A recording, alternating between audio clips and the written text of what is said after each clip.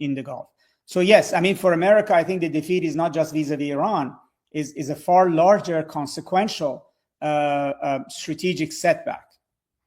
Let me end, Professor Nasser, by asking you two small but important questions. The first is, as an Indian anchor, about India's attitude and response to the American-Israeli strikes on Iran. India did not take sympathy or side with Iran in any sense. In fact, 2 days before the strikes happened, the Indian Prime Minister was in Jerusalem, committing himself to supporting the Israelis, not just at the moment, but as he added, and beyond. And it took India 5 days at least to condole over the death of Ayatollah Khamenei. And it wasn't the Prime Minister or the Foreign Minister who condoled, it was just the Foreign Secretary. Looking back on the way Iran has committed itself, because Iran has acquitted itself in this war admirably, and looking back on the fact that Iran is a civilizational ally of India with a relationship that goes back millennia, not to mention the Chabahar port, do you think India erred in its initial response and attitude? Some of it was inevitable. Some of it, I think, were decisions that could have been avoided. I think, for instance, in Iran's domestic politics, and particularly within the Revolutionary Guards, which is now a much more important voice in Iran, the sinking of the ship, of the military ship, which had been invited to Mumbai, and then apparently, according to Iranians at least, that India gave its location, and then the US or Israel basically sank that ship, has really become a major issue. In other words, there are pictures of those sailors. The tale of their death is broadcast across the social media, government agencies, etc. Although India is not mentioned when this is said, but nevertheless, particularly in the mindset of the Revolutionary Guard, etc., that has hardened the position. Secondly, in the current configuration in the region, where Israel went to war with Iran and is Iran's mortal enemy, Israel is also a tight ally of India. And it's very clear that India was not playing neutral in that configuration quite so. And then another wrinkle happened, which is perhaps not at all in India's hand, which is the UAE ended up being the most aggressive of the Gulf countries in this war against Iran. And UAE and Bahrain, its ally, are the only countries in the Gulf which have tight relationship with Israel, which actually deepened further during this war.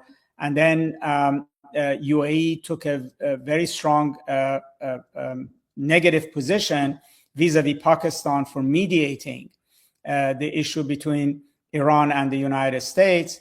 And so there was, if you would, a kind of a contours of an India-Israel UAE sort of axis, if you would, emerging in this war, or at least that's the narrative that UAE was pushing very hard. It's sort of a version of the I2U2 idea that had been on the table. And on the other hand, you had Saudi Arabia, which has its own issues now with UAE, embrace Pakistan much more in its quartet idea of a new strategic reality in the Middle East, and encouraged both Saudi Arabia and China have supported and encouraged Pakistan's mediation. So, the entire South Asia confrontation, or let's say decades and decades long India-Pakistan issue, right after a major military clash between India and Pakistan, has now been sort of imported into the Middle East war in a way.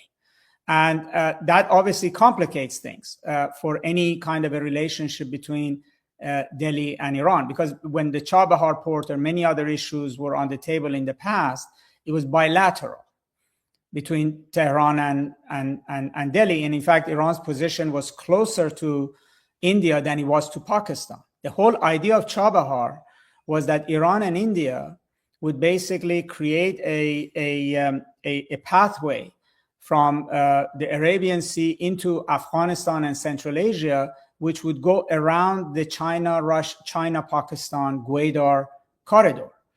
And now what we're seeing, particularly through the prism of this war, is that India has been sucked into the anti-Iran strategic alliance of UAE and Israel.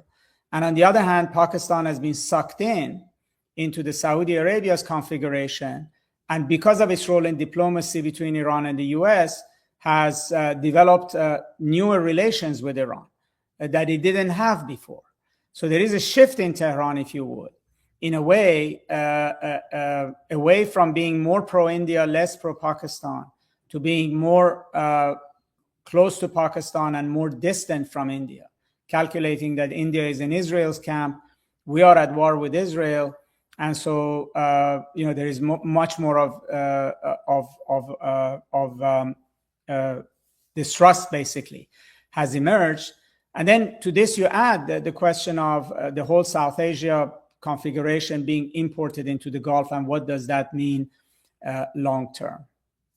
My last question, Professor Nasser, how much credit do you give Pakistan, A, for mediating the deal, and B, for the way it's handled its relationship with Iran, Saudi Arabia, America, China, that whole region?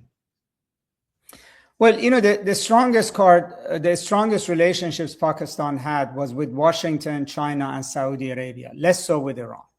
And this relationship has expanded, I think, in the course of this diplomatic relations, with the leadership in Pakistan, including General Munir, going to Tehran, his prime minister going, his interior minister, foreign minister going back and forth, the Islamabad meeting, etc. But at some point, the Qataris came in as well. So, the role that Pakistan has played, or Qatar has played, has by and large been messengers, as well as listening to each side and translating the position of each side to the other side and trying to bring those positions closer to each other. So I wouldn't overread into what they have achieved. I mean, of course, if Iran and the United States don't talk to each other, then those intermediaries are important.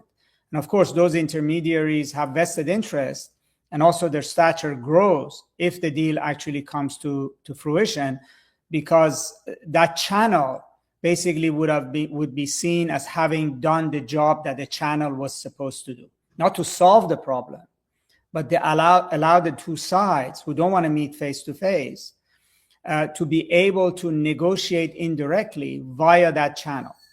So that, yes, has increased the position of Pakistan in Tehran. But at the same time, it has basically brought Pakistan into the Middle East in a much bigger way. Not just because of these negotiations, but in fact, before the war started, when Saudi Arabia signed its defense pact with Pakistan, and then, this talk about the Pakistani military umbrella for Saudi Arabia, for Qatar, etc., that I think is a much more important role that Pakistan will play regionally. Or if you think of a quartet, 3/4 of which are Middle Eastern countries, which is Saudi Arabia, Turkey, and Egypt, although Turkey has two hats, European and Middle Eastern. And then you bring in Pakistan as well, then you basically have to think that the map of the Middle East has expanded eastward now.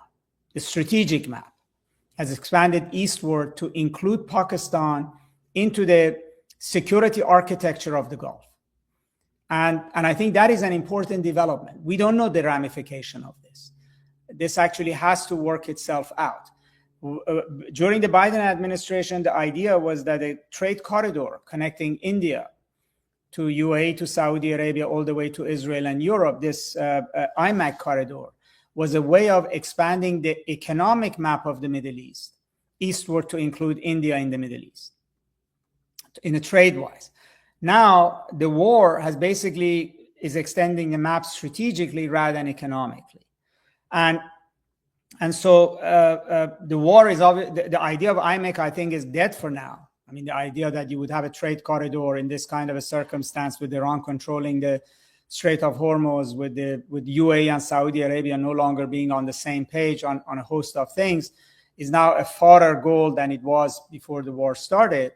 But the strategic reality that is coming out of this war is going to be much more important. So going forward, the big question for me is that, let's say once this memorandum is signed and all is done, what is going to be the role of Pakistan in the Persian Gulf?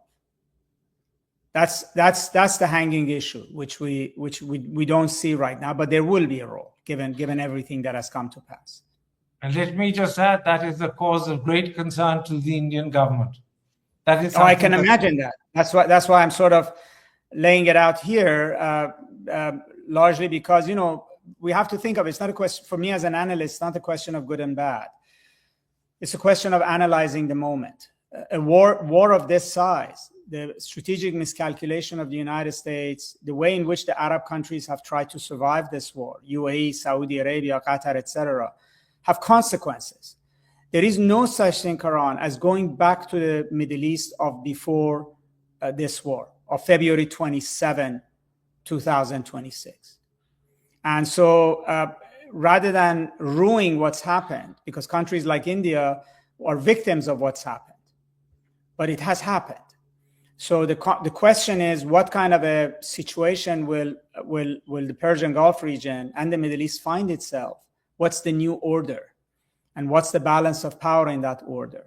And then you have to make your next calculations and moves on the chessboard based on the reality facing you, based on the board before you, not the board that you imagined existed before the last few moves of the United States.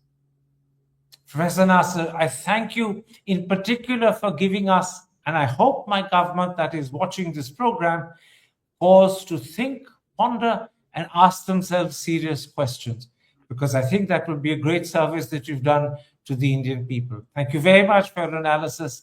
Take care.